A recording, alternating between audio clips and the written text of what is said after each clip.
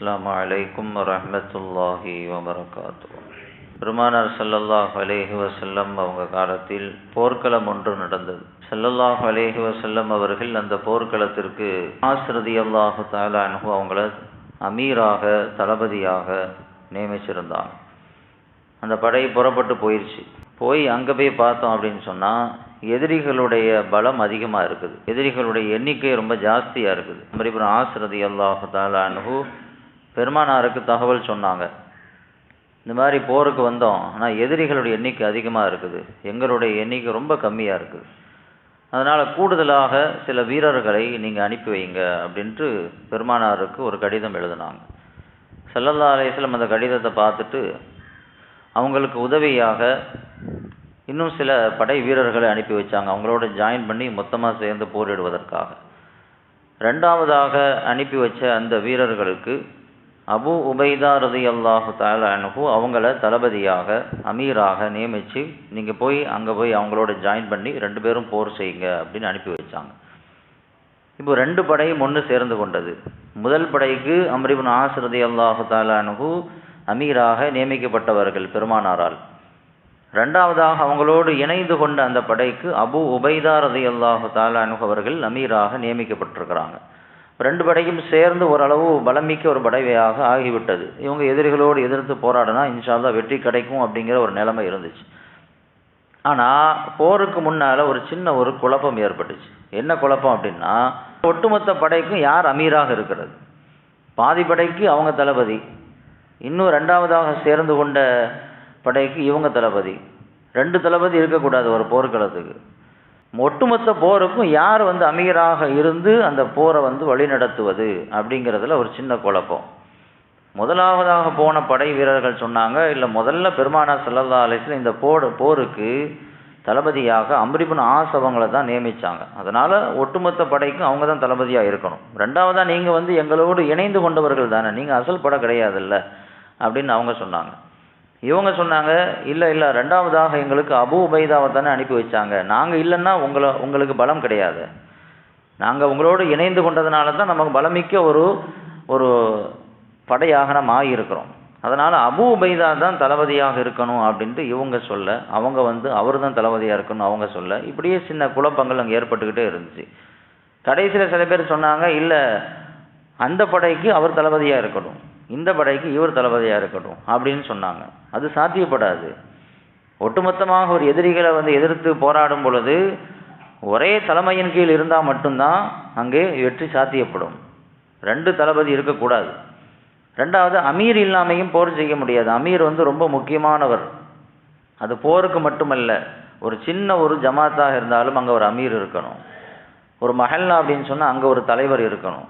ஒரு ஊர் அப்படின்னு சொன்னால் அங்கே ஒரு முத்தவல்லி இருக்கணும். இப்படி ஏதாவது ஒரு தலைமையின் கீழ் ஒரு ஊரோ, ஒரு மஹல்லாவோ, ஒரு குடும்பமோ, ஒரு ஜமாத்தோ இயங்கும் பொழுது தான் அது சரியாக இருக்கும். மஷ்வரா செய்து எதுக்கு அந்த காரியத்தையும் செய்யணும்னு இஸ்லாம் சொல்லுது. ஆனால் முடிவெடுக்கக்கூடிய இடத்துல ஒருத்தர் தான் இருக்கணும். எல்லாருமே முடிவெடுக்கக்கூடியவங்களா இருந்தாங்க அப்படின்னு சொன்னால் அங்கே ஒழுங்காக இயங்க முடியாது. அப்போ அமீர் இருக்கணும், அது ரொம்ப முக்கியமானது. அதுவும் ஒரு அமீர் தான் இருக்கணும், ஒரு தலைவர் தான் இருக்கணும், ஒரு முத்தவல்லி தான் இருக்கணும். இருந்தால் தான் சரி வரும். 2 பேர் இருந்தாங்க அப்படின்னு சொன்னால் அது எந்த காரியத்திலும் அது நிலையாக ஒரு நேர்த்தியாக அந்த காரியத்தை செய்ய முடியாது. அப்போ யார் தளபதியாக இருக்கிறது? 2 பேருமே அவங்கவுங்க கருத்தை சொல்லிக்கிட்டே இருக்காங்க. கடைசியில் ஒரு முடிவை எட்டப்படலை.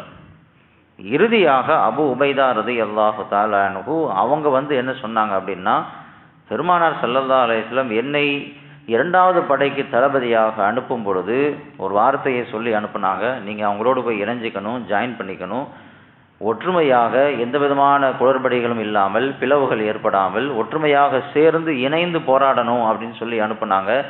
இப்போ என்னால் இந்த படை பிளவுபட்டு விடக்கூடாது, அதனால் நான் விட்டு கொடுக்குறேன். அம்ர் இப்னு ஆஸ் ரலியல்லாஹு தஆலா அன்ஹு அவர்களே தளபதியாக இருந்து அவர்களுக்கு கீழால் நான் இருந்து இந்த போரை நாம் ஒன்றா சேர்ந்து செய்வோம் அப்படின்னு சொல்லி அந்த இடத்துல அவங்க விட்டு கொடுத்தாங்க. அதுக்கு பிறகு எதிரிகளை சந்தித்தாங்க, வெற்றியோடு திரும்பி வந்தாங்க என்று வரலாறு பதிவு செய்யப்பட்டிருக்குது.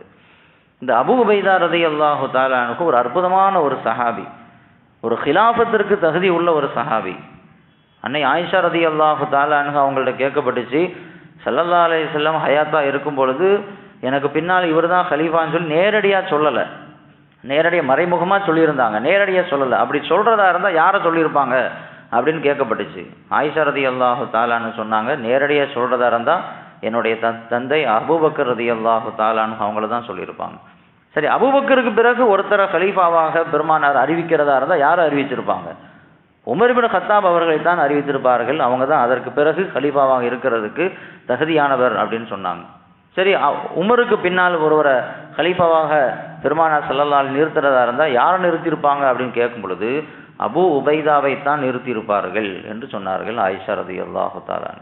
உமர் இப்னு கத்தாப் அவங்க கூட சொன்னாங்க, நான் கலீஃபாவாக இருக்கும் பொழுது அபூ உபைதா உயிரோடு இல்லை, அவங்க வஃபாத் ஆகிட்டாங்க. ஒருவேளை இந்த நேரத்தில் அபூ உபைதா உயிரோடு இருந்திருந்தால் எனக்கு பிறகு அவர் தான் கலீஃபா வரணும் அப்படின்னு நான் சொல்லியிருப்பேன். அந்த அளவிற்கு மிக நேர்த்தியான ஒரு சஹாபி, மிக சிறப்பாக செயல்படக்கூடிய ஒரு சஹாபி. அதனால தான் ஸல்லல்லாஹு அலைஹி வஸல்லம் அமீனு ஹாதிஹில் உம்மா, இந்த சமூகத்தினுடைய நம்பிக்கைக்குரியவர் அவர் தான் அப்படின்னு அபூ உபைதா ரலியல்லாஹு தஆலா அன்ஹு அவங்கள பார்த்து சொன்னாங்க. அதனால தான் அங்கே தனக்கு அதற்கான ஒரு தகுதி இருந்தும் கூட விட்டு கொடுத்தாங்க. விட்டு கொடுத்ததுனால அவர்கள் வெற்றி அவங்களுக்கு சாத்தியப்பட்டது என்று பார்க்கிறோம். இந்த ஒரு விட்டு கொடுக்கக்கூடிய தன்மை நமக்கு வேணும். அது குடும்பமாக இருக்கட்டும், ஒரு சமூகமாக இருக்கட்டும், ரெண்டு பேரும் முட்டிக்கு நின்னாங்க அப்படின்னு சொன்னால் எந்த முடிவுமே எடுக்க முடியாது. யாராவது ஒருத்தர் இறங்கி போகணும், யாராவது ஒருத்தர் விட்டு கொடுக்கணும். விட்டு கொடுக்கும்போது தான் அங்கே நமக்கு கிடைக்க வேண்டிய வெற்றிகள் கிடைக்கும் என்பதை இந்த வரலாறு நமக்கு சொல்லுகிறது. பெருமானார் ஸல்லல்லாஹு அலைஹி வஸல்லம் அவருடைய வரலாறு நமக்கு அதைத்தான் உணர்த்துகிறது. இதிலையும் ஸல்லல்லாஹு அலைஹி வஸல்லம் அவர்கள் தான் முன்மாதிரி. தன்னுடைய குடும்பத்தினுடைய விவகாரங்களாக இருக்கட்டும், சமூகம் சார்ந்த விஷயங்களாக இருக்கட்டும், எல்லா விஷயத்திலையும் விட்டு கொடுக்க வேண்டும் என்பதை நமக்கு கற்றுக் கொடுத்தாங்க.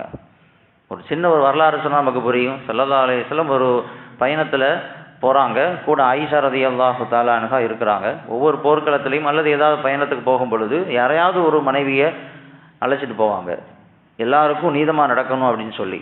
அந்த பயணத்தில் ஆயிஷா ரலியல்லாஹு தஆலா அன்ஹா பெருமானாரோடு இருக்கிறாங்க. இப்படி பயணத்தில் போய்கிட்டே இருக்கும் பொழுது திடீர்னு சஹாபாக்களை சொன்னாங்க, கொஞ்சம் வேகமாக முன்னாடி போங்க அப்படின்ட்டாங்க. கொஞ்சம் முன்னாடி நீங்கள் நிறைய வேகப்படுத்துங்க அப்படின்ட்டாங்க. சஹாபாக்கள் எதுக்கு சொன்னாங்கலாம் கேட்கல, வேகமாக போயிட்டாங்க. ஸல்லல்லாஹு அலைஹி வஸல்லம் சொன்னால் உடனே கட்டுப்படணும் அப்படிங்கிறது தான் சஹாபாக்களுடைய எண்ணம்.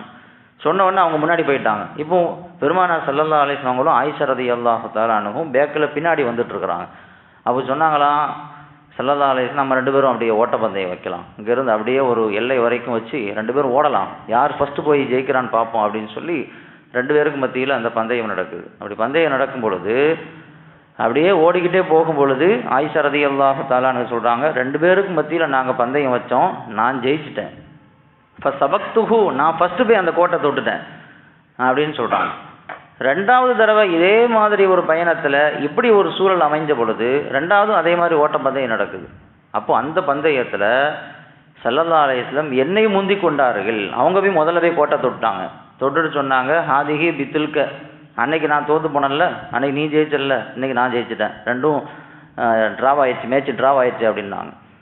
ஸல்லல்லாஹு அலைஹி வஸல்லம் அன்னவர்கள் தடவை போகும்பொழுது ஆயிஷா ரலியல்லாஹு ஜெயிச்சாங்கல்ல, ஏன் பெருமானாரால் ஜெயிக்க முடியாதா? பெருமானாரால் ஜெயிக்க முடியாதா? ஆயிஷா ரலியல்லாஹு தஆலா அன்ஹா அதற்கு வெளிப்படையான ஒரு காரணத்தை சொல்கிறாங்க. முதல்ல நான் ஒல்லியாக இருந்தேன், அதனால் நான் ஜெயிச்சிட்டேன். ரெண்டாவது எனக்கு கொஞ்சம் உடம்பு போட்டுடுச்சு, அதனால் என்னால் ஓட முடியல, பெருமானார் ஜெயிச்சிட்டாங்கன்னு வெளிப்படையான காரணத்தை சொல்கிறாங்க. ஆனால் இதை நாம் ரொம்ப உன்னிப்பாக கவனிக்கும் பொழுது எப்படி இருந்தாலும் ஆயிஷா ரலியல்லாஹு ஒல்லியாக இருந்தாலும் சரி, குண்டா இருந்தாலும் சரி, பெருமானாரால் ஜெயிக்க முடியாதா? பெருமானார் எவ்வளோ பெரிய துணிச்சல் மிக்கவர்கள், ஆற்றல் மிக்கவர்கள், அசாத்தியமான வலிமை உடையவர்கள். அவங்களுடைய வீரத்துக்கெல்லாம் யாரும் பக்கத்தில் நிற்க முடியாது. அவ்வளோ பெரிய ஒரு வீரம், துணிச்சல் பெருமானாருக்கு இருந்துச்சு அப்படிங்கிறத நம்ம முன்னாடியே பார்த்துருக்குறோம். அப்போ அவங்களால ஜெயிக்க முடியாதான்னா ஜெயிக்க முடியும். மனைவி ஜெயிக்கட்டும் சொல்லி விட்டு கொடுத்தாங்க, மனைவி போய் முன்னாடி போய் தொடட்டும் அப்படின்னு சொல்லி அப்படி ஒரு சந்தோஷத்தை தன்னுடைய மனைவிக்கு கொடுக்கணும்னு நினச்சாங்க, விட்டு கொடுத்தாங்க. வாழ்க்கையில் குடும்பத்தில் மனைவியிடத்தில் சில காரியங்களில் விட்டு கொடுக்குற பொழுது தான் வாழ்க்கை ரொம்ப இன்பமாக போகும். இன்றைக்கி நம்ம தோத்துட்டா, இந்த மாதிரிலாம் மனைவிட்ட தோத்துட்டா நம்ம இமேஜ் என்ன ஆகிறது, நம்முடைய கௌரவம் என்ன ஆகிறது, ஊர் என்ன பேசும், மனைவிட்ட போய் தோத்துட்டியாப்பா அப்படின்னு கேட்கும், மனைவி நம்மளை மதிப்பாளா அப்படின்லாம் நாம் ஒரு தப்பான ஒரு கணக்கு போடுவோம். ஸல்லல்லாஹு அலைஹி வஸல்லம் அன்னவர்கள் அப்படி நினைக்கவே இல்லை. இன்றைக்கி சாதாரணமாக ஒரு பேச்சில் கூட மனைவி நம்மளை ஓவர்டேக் பண்ணிடக்கூடாதுன்னு நம்ம நினைக்கிறோம். பேச்சில் அவங்க ஜெயிச்சிடக்கூடாது, நாம் ஏதாவது ஒன்று பேசி அடக்கிடணும் அப்படின்னு நாம் நினைக்கிறோம். ஸல்லல்லாஹு அலைஹி வஸல்லம் அழகான முன்மாதிரியாக நமக்கு இருந்தார்கள். இன்றைக்கி நிறைய பேர்கிட்ட வரட்டு கௌரவம் இருக்கிறது. நான் என்னுடைய இமேஜை விட்டு கொடுக்கவே மாட்டேன், என் இடத்துலேருந்து நான் கீழே இறங்கி வரவே மாட்டேன், எல்லாரும் என்கிட்ட வரணும், நான் யார்கிட்டையும் போக மாட்டேன் என்ற ஒரு ஈகோ இன்றைக்கி எல்லா மனிதர்களிடத்திலும் இருக்கிறது. நான் தான் எல்லாத்துலேயும் பெஸ்ட்டாக இருக்கணும், நான் தான் எல்லா இடத்துலையும் முதல்ல இருக்கணும், யார்கிட்டையும் நான் மன்னிப்பு கேட்க மாட்டேன் என்று அந்த வரட்டு கௌரவத்தை இன்றைக்கி நிறைய பேர் பிடிச்சிட்டு அலைஞ்சிட்டு இருக்கிறாங்க. ஈகோ என்பது ரொம்ப ஆபத்தானது. 2 பேருக்கு மத்தியில் ஈகோ வந்துருச்சு அப்படின்னு சொன்னால் அது அவங்களுக்கு மட்டும் இல்லை, அவங்களுக்கு கீழே இருக்கக்கூடிய அத்தனை பேரும் பாதிக்கப்படுவாங்க. ஒரு ஸ்கூலு, ஒரு கிளாஸு, 2 வாத்தியார் இருக்கிறாங்க, 2 வாத்தியாருக்கு மத்தியில் ஈகோ வந்துருச்சு, நான் தான் பெரிய ஆள்னு ஈகோ வந்துருச்சுன்னா அதனால் பாதிக்கப்படுவது அவங்க மட்டும் இல்லை, அங்கே படிக்கக்கூடிய பிள்ளைங்களும் பாதிக்கப்படுவாங்க. வீட்டில் 2 பேருக்கு மத்தியில் ஈகோ வந்துருச்சு, கணவனுக்கு மனைவிக்கு மத்தியில் ஈகோ வந்துருச்சு, தந்தைக்கும் தாய்க்கு மத்தியில் ஈகோ வந்துருச்சு, இது அவங்க மட்டும் பாதிக்கப்படுறதில்லை, பிள்ளைங்களும் சேர்த்து பாதிக்கப்படுவாங்க. இன்றைக்கி நிறைய குடும்பங்கள் பிளவுபட்டு நிற்கிறதுக்கு என்ன காரணம் அப்படின்னு சொன்னால் விட்டு கொடுக்காத ஒரு தன்மை தான். கணவன் விட்டு கொடுக்கறதில்ல, மனைவியும் விட்டு கொடுக்கறதில்ல.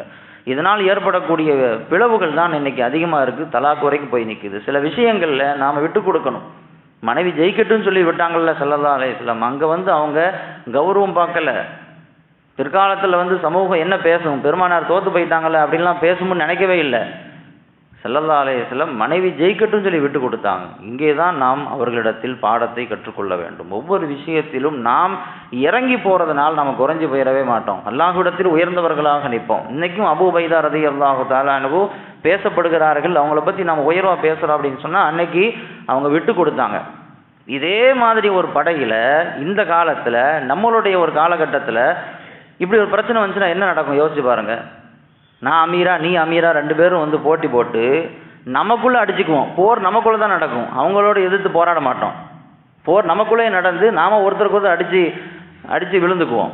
ஸல்லல்லாஹு அலைஹி வஸல்லம் அவங்க அந்த சஹாபாக்களை அப்படி பக்குவப்படுத்தினார்கள். அழகான முறையில் விட்டு கொடுத்து இறங்கி 2 பேரும் ஒற்றுமையாக இருந்து போர் செஞ்சதுனால இஸ்லாத்திற்கு வெற்றியாக அமைந்தது என்று பார்க்கிறோம். அல்லாஹ் ரப்புல் ஆலமீன் இந்த விட்டு கொடுக்கக்கூடிய தன்மையை எல்லா விஷயத்தையும் நமக்கு வழங்கி அருள் புரிவானாக.